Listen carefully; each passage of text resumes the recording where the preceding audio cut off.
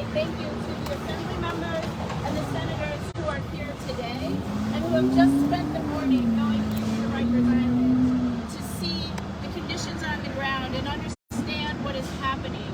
So what has happened, what they have done today is what every single member of the Senate, the Assembly, and most importantly, the governor should do themselves.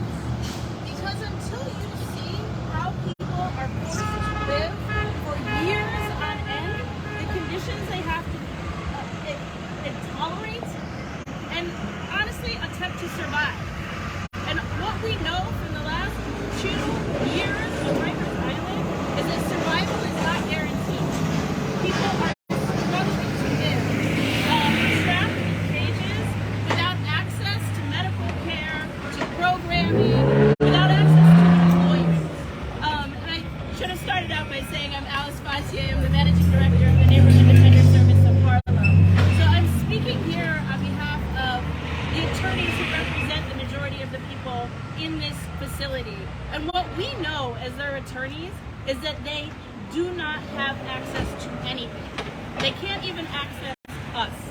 Our attorneys come into this place and sit for hours on end before they're able to even see somebody, and oftentimes they are not. Told that they don't have an escort. They can't access them. People are missing video conferences. They're missing court.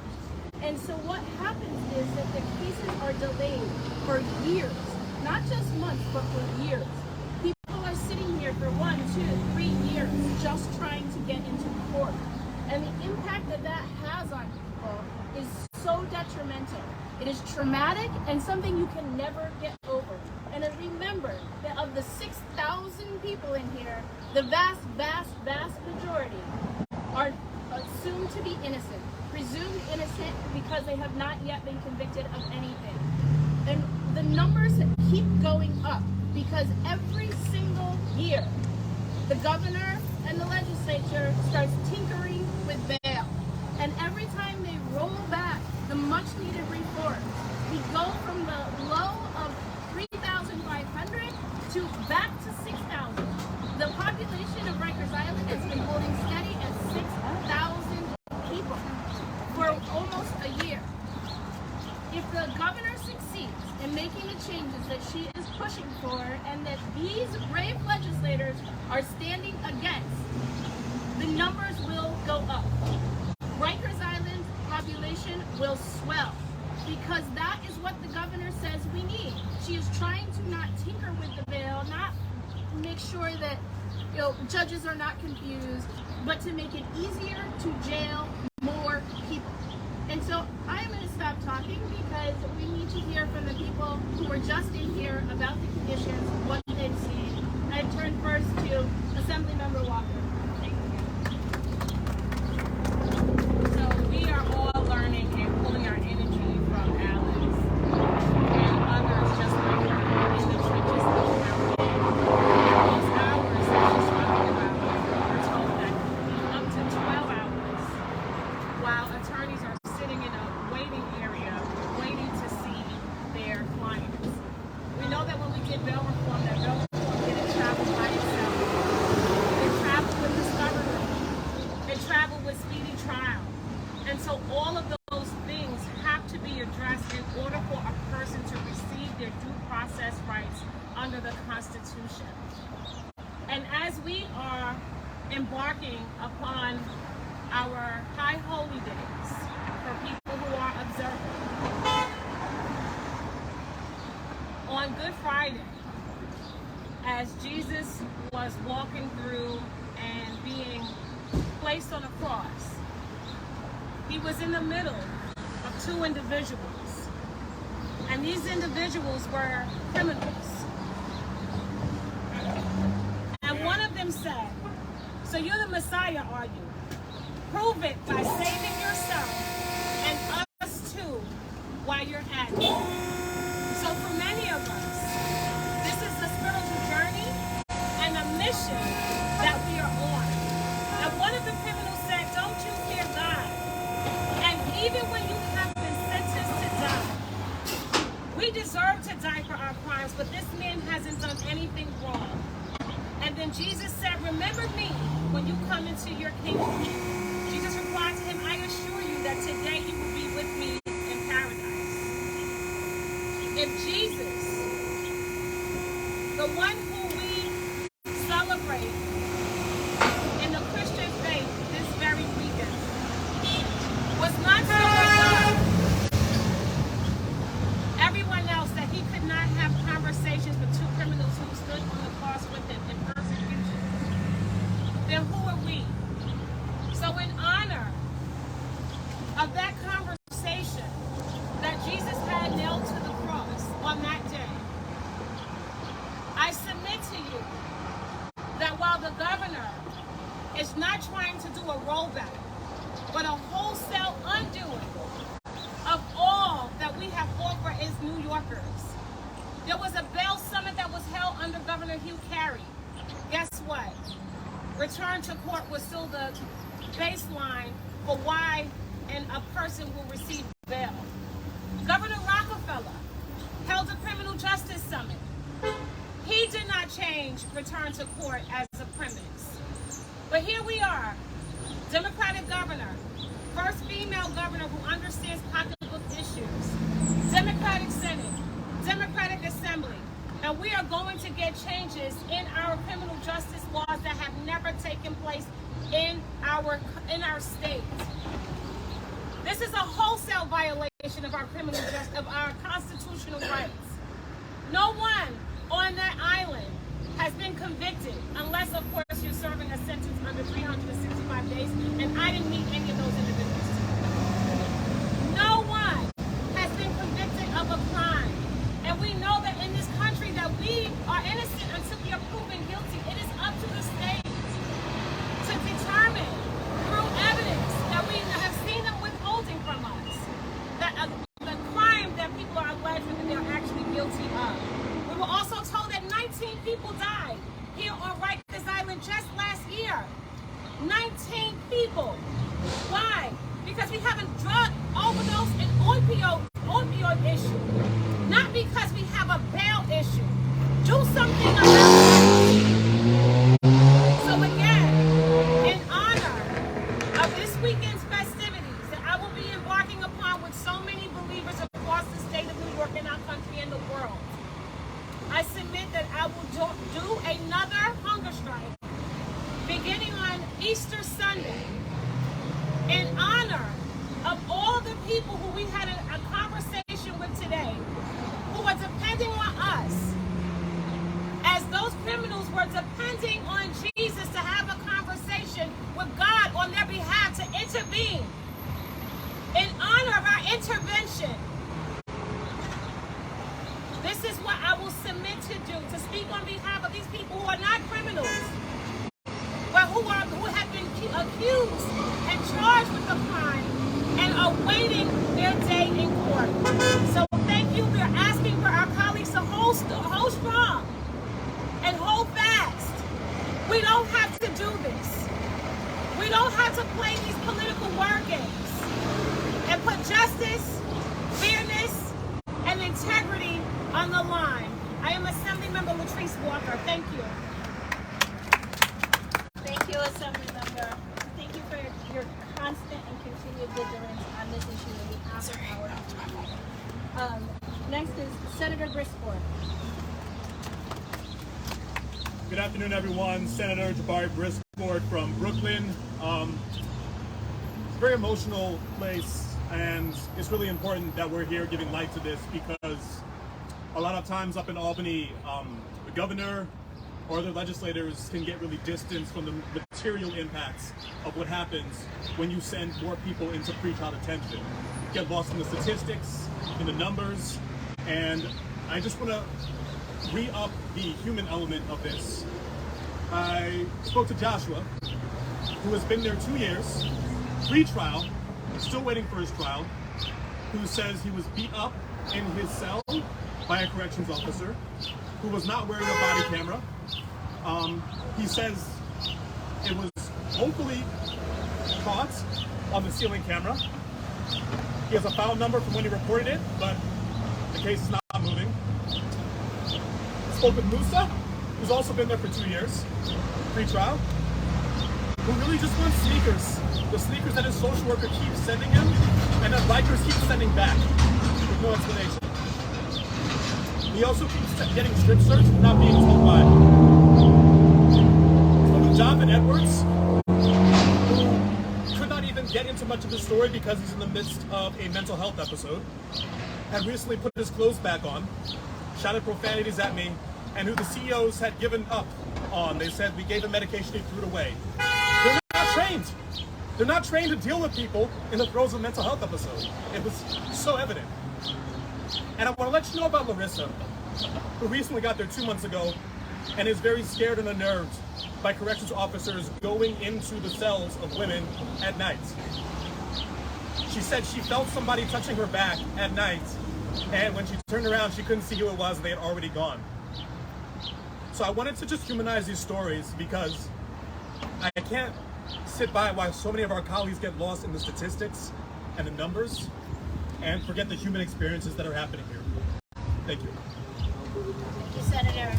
Thank you. And I think that is so important, what Senator Brisport just said, putting people with the numbers, but also understand that those are 3 people that he spoke to out of 6,000, and 3,000 are diagnosed with severe mental health.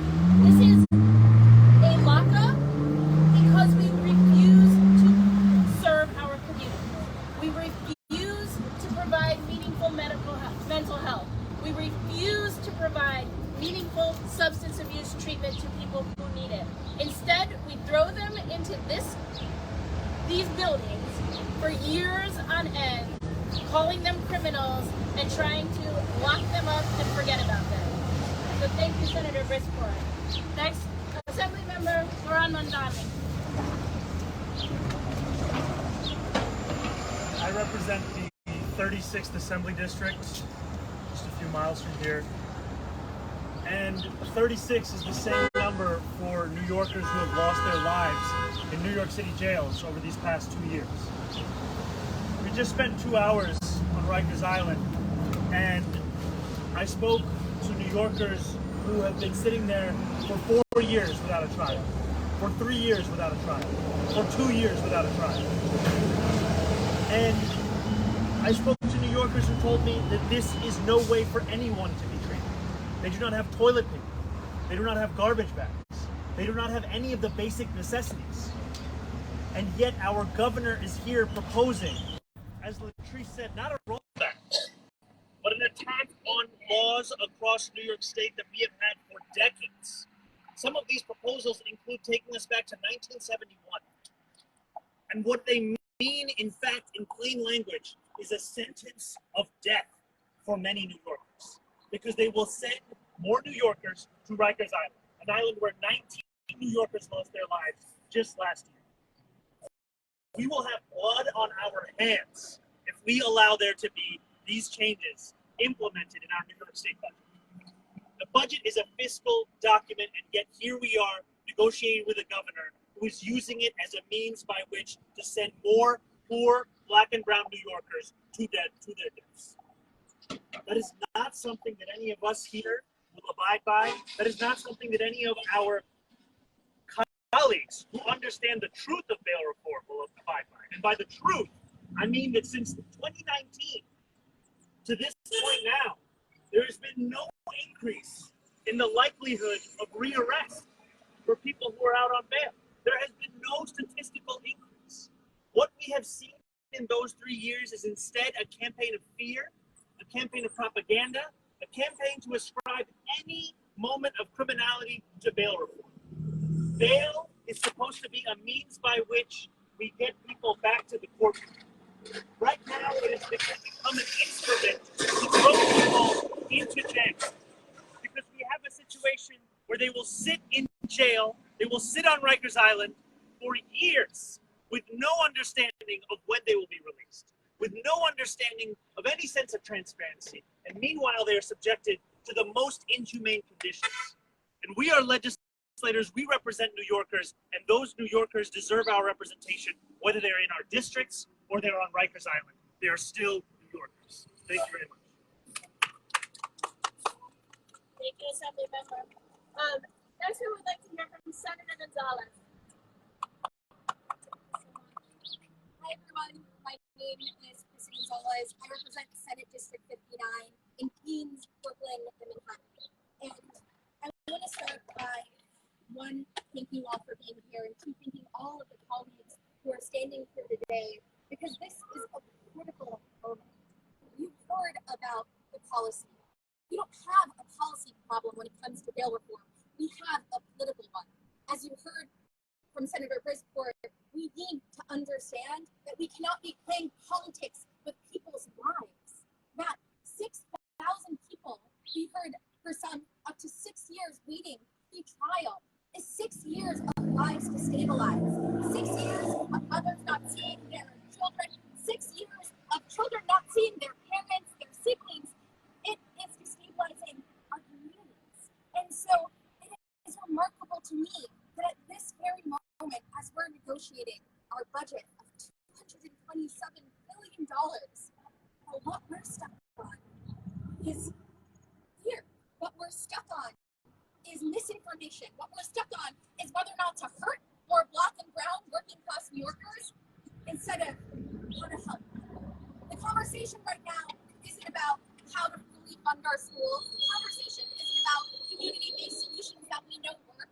The conversation isn't about how to fix our broken communities. But no, the conversation is about how many people can we lock up who are innocent until proven guilty. And that is not right. And as much as, we definitely want to center the human experiences, I'm tired of dealing with the politics of fear, because I do think we should be dealing with facts.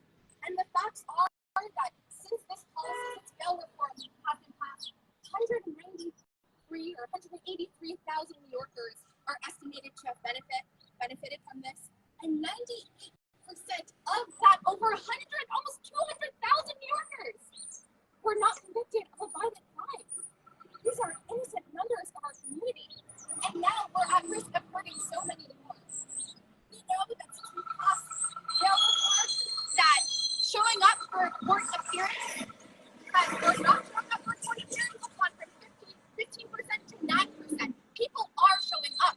The facts are there. This is not a policy problem. This is a political problem. So today I stand in solidarity with all of the advocates who have been doing the work and all of our colleagues who have been fighting this in Albany to send a message to the governor that this is not the state we want to build. This is not the society we want to see, and that we will continue fighting for justice for our community. So thank you so much for being here today. Thank you, Senator.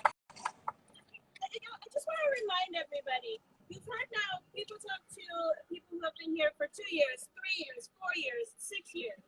Remember that when these bail changes went into effect, it was because people heard about Kalief Browder and understood the trauma on that young man.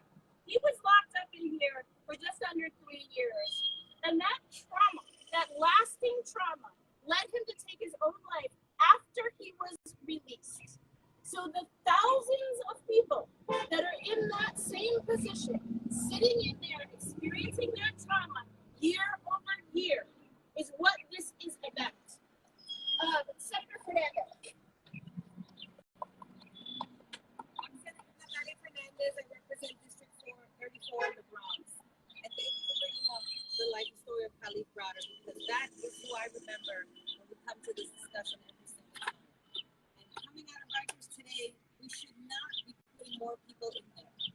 And the reforms that are proposed would put more people in Rikers Island. We can all give you the stories of who we spoke to, what we heard, what we saw. Healthcare is not good in there. Mental health care is not good in there. Substance abuse and overdose is happening in there. So why would it be thought to make it easier to put more people in a place like Rikers Island? I really hope that the governor takes time to see this for herself, to see what we are going to make easier for people to have to suffer. Innocent until proven guilty should be what we continue to believe. And we should be improving the court system so our lawyers can talk to their clients in there, so they can get to trial quicker, so they can get out quicker. It's a broken broken system that continues to remain broken if we keep doing it. I really thank my colleagues for helping to make this visit possible and for allowing me to see what I saw and speak to those that I needed to speak to. But a lot of work needs to be done, and it's not worthless. Thank you. Thank you, Senator. Assemblymember Cipro Forrest.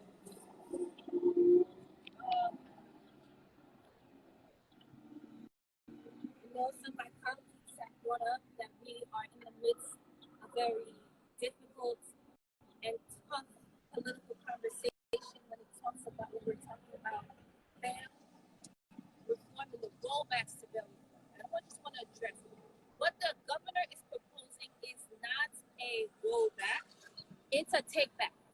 It's a take down of our Black and brown communities because the facts are clear. 80% of the people detained behind these across this bridge are 80% pre-trial detainees. Over 90% of the people inside are non-white, and the use of force incidents are up 778% from 2011. And the cost, we're talking about a budget. So the cost of 6,000 people behind that bridge is $556,000 each person. And so when we talk about these facts, I just don't understand the political incentive to continue to talk about bail reform take down, bail reform take away, and breaking down our community. Because what I've seen back there is things that as a nurse, as a professional, I would run for the hills. We went to Rosie's and I was there in their mental health unit. We saw a lot of things, but one thing I want to talk about. The women there were clearly not medicated enough. They were clearly not getting the treatment that they deserve and that they need. We saw that there were women upstairs in the second level that were so unsafe to leave their cells because they were not, there was no facility, there was no services, there's no way for them to leave because they weren't meant to be on Rikers. They were supposed to be at an actual medical facility because there's not enough beds.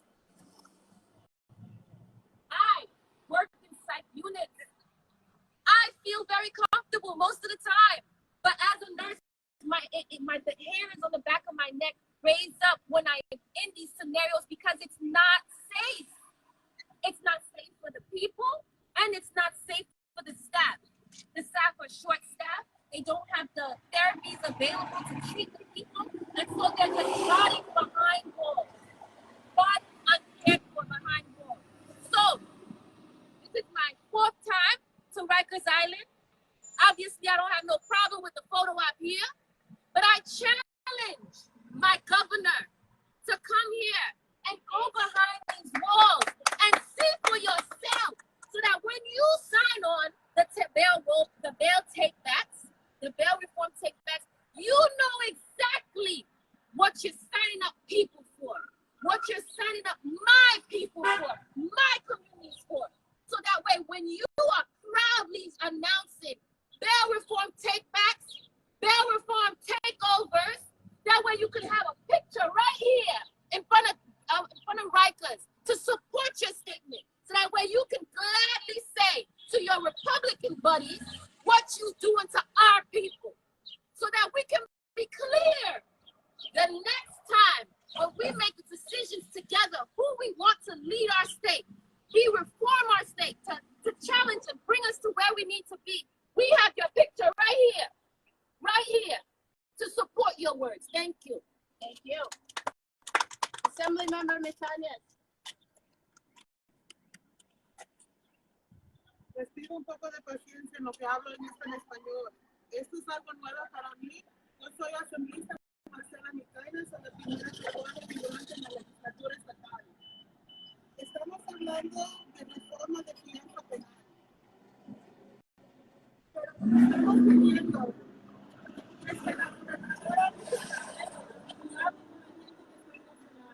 como lo hice yo, como lo hizo mis colegas, para que ella escuche directamente de ellos lo que están pasando. Estas son personas simplemente por ser pobres que están en la cárcel, esperando su día en la corte. O sea, no han sido encontrados de ser culpables, pero aquí están. Uno de ellos me dice que el viernes tenía un familiar que estaba supuesto a venir a visitar, esperando 7 horas. Lo mandaron su familiar a la casa porque no había nadie que lo hagan pasar. Y que perdió su cita en la corte de marzo, nuevamente porque no había quien lo haga pasar. Ese es un día más, una apelación, otro mes más, simplemente para esperar su día en la corte. Nos están diciendo que no tienen cosas básicas, como papel higiénico, como pasta de dientes. Una señora ahí está esperando ayuda, que si va a salir, ¿dónde va a ir? No estamos viendo los programas necesarios para ello. Pero sin embargo, cuando estamos dando vuelta a la facilidad, estamos viendo la biblioteca, los espacios donde deben de ser ocupados, espacios de recreación, no lo están ocupando. Están supuestos a tener tiempo fuera, libre, afuera, todos los días y apenas reciben 2 o 3 días a la semana. Sabemos que eso está traumatizando a nuestra gente. No es necesario, porque aún son inocentes, porque no han sido encontrados culpables. Nosotros somos legisladores. El impacto de la legislación que pasamos impacta en nuestras comunidades y nuestras familias por generaciones. Si realmente la gobernadora piensa que esa es la forma de cambiar, que venga ella misma, que venga y hable con la gente. Porque en vez de hablar de las cosas que necesitan nuestras comunidades, como ayuda para la renta, ayuda para comer, acceso a seguro médico y mental, en vez de hablar de lo básico necesario que necesita nuestro pueblo, estamos hablando nuevamente de la reforma de fianza penal. Entonces es importante educarnos y entender qué impacto va a tener esto. Y el único impacto que está teniendo realmente es encarcelar más de nuestros hermanos y hermanas de color. Entonces, nuevamente, pedimos a la gobernadora que se acerque, que venga y vea cómo la gente está viviendo, que venga y hable con ellos directamente. Gracias. Assemblymember Simone. Hi, I'm Assemblymember Tony Simone, the new Assemblymember from Chelsea, Hell's Kitchen, Upper West Side, Times Square, the 75th District. Bail reform is public safety. I repeat, bail reform has been working. There is no data anywhere that bail reform is increasing crime. There are states across the nation where crime is going up that have no bail, nothing to do with it. The governor and as legislators, we should be legislating, passing laws based on data, not fear, not fear-mongering.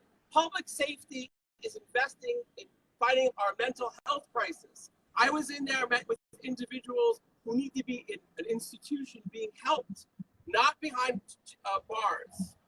The communities of color are adversely affected. Bail reform actually saved folks' lives. And by going back and holding the budget hostage by a bail rollback is immoral. The governor should be a leader. Look at the facts. Bail reform is public safety. It is racial justice. Bail reform is economic justice. You should be able to not have a pretrial detention. There are individuals I spoke for waiting 2-3 years to go to trial who are accused. Repeat, not convicted of a crime, accused of a crime. Imagine it's your son or your daughter in the wrong place at the wrong time.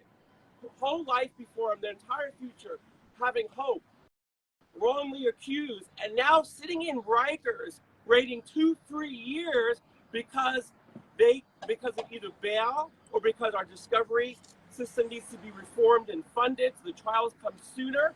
People waiting for their lawyers hours at a time, that is immoral. Our criminal justice system is broken, and our budget should not be held hostage by bail reform.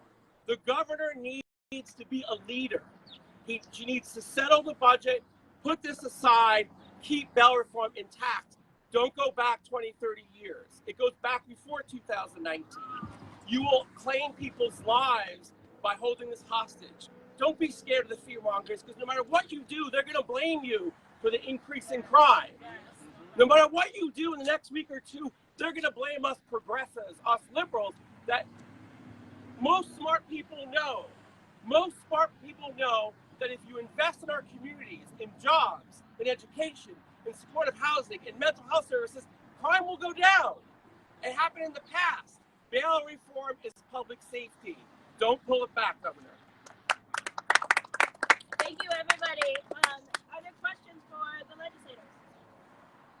Which facilities were visited today?